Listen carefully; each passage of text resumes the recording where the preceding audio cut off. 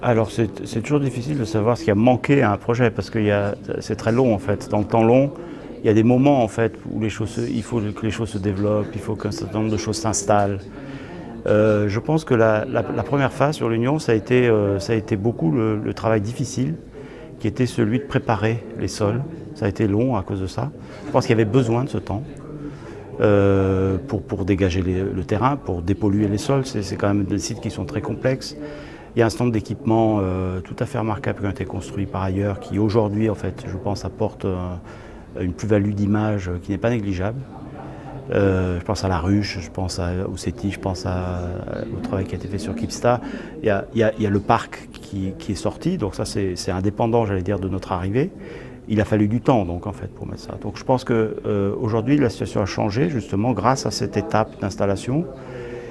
Qui donne un parc très bientôt, puisque le parc est bientôt fini, puis il y a une partie des aménagements qui sont réalisés, qui a permis à des entreprises de s'installer et de se poser en fait sur le site et de se développer.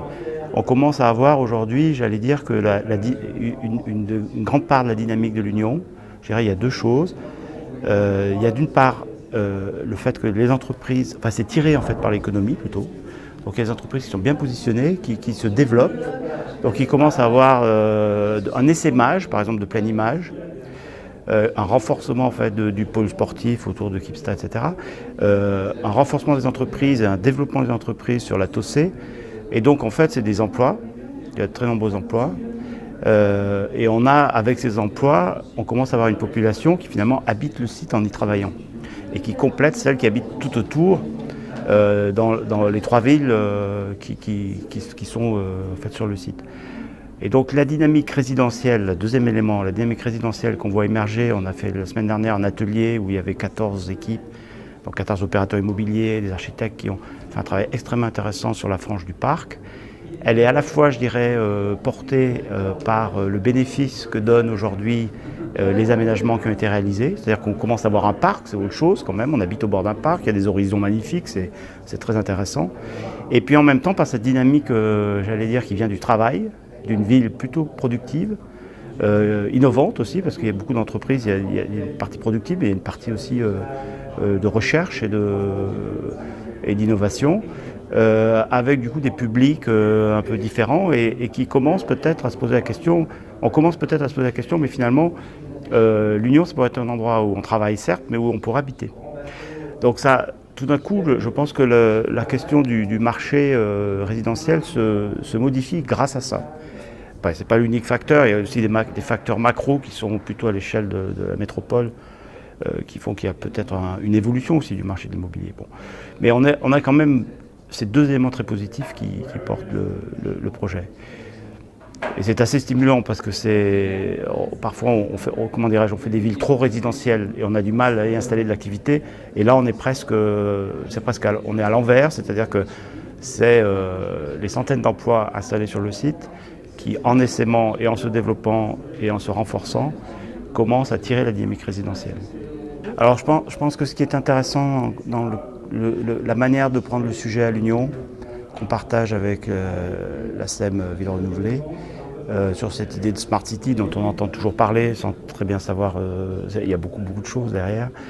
Il y a à la fois la question, j'allais dire, de l'innovation technique, qui est importante, parce que c'est évidemment porté par cette part de technologie finalement, qui favorise des mises en réseau, des mutualisations, des optimisations, des lisibilités de l'offre de service, etc. Donc il y a toute une série de choses comme ça, de ce type-là, qui est liée d'ailleurs à un certain nombre d'entreprises qui sont sur site, ou en tous les cas un public, qui est plutôt les gens qui travaillent sur l'Union sont plutôt des gens qui travaillent dans des domaines d'innovation, donc c'est assez porteur évidemment de ce point de vue-là.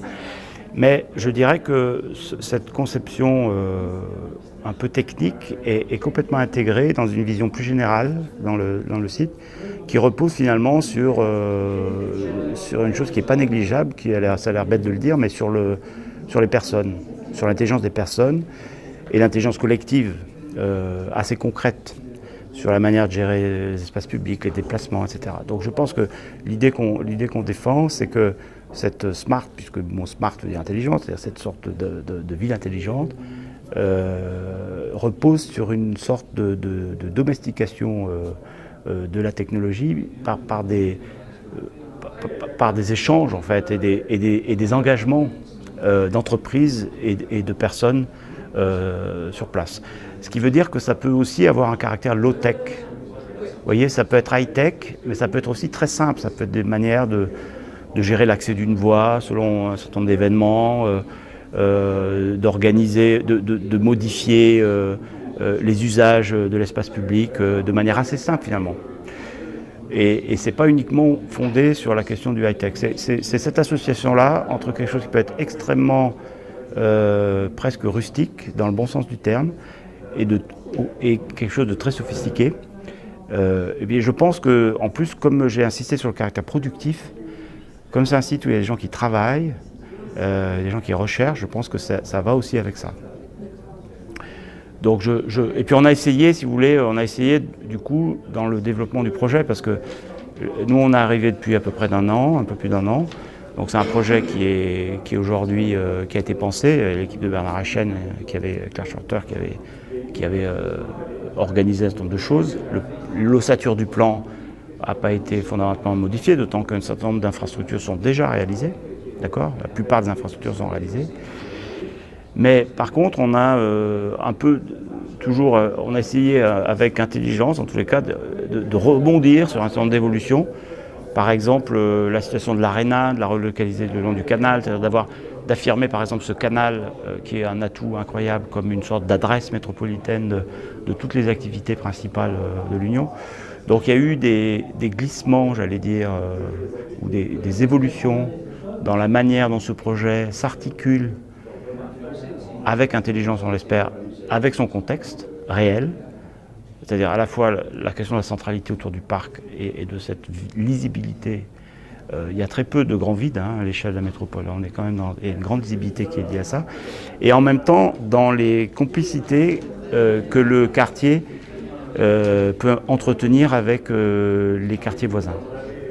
Sur Roubaix, sur Tourcoing, sur Wattrelos, c'est-à-dire d'avoir une sorte de douceur en fait dans les continuités potentielles avec les quartiers qui sont tout autour et qui existent et qui sont là et qui sont habités. Les grandes étapes, je pense qu'il va y avoir une chose absolument fondamentale. Alors, il y a toute une série, c'est-à-dire qu'il y a un travail, on a beaucoup travaillé sur la Tossé, on a beaucoup travaillé sur Stephenson, on a travaillé sur des cités artisanales, on a travaillé sur la frange du parc avec les ateliers qu'on a lancés et qui engagent, je pense, une nouvelle étape.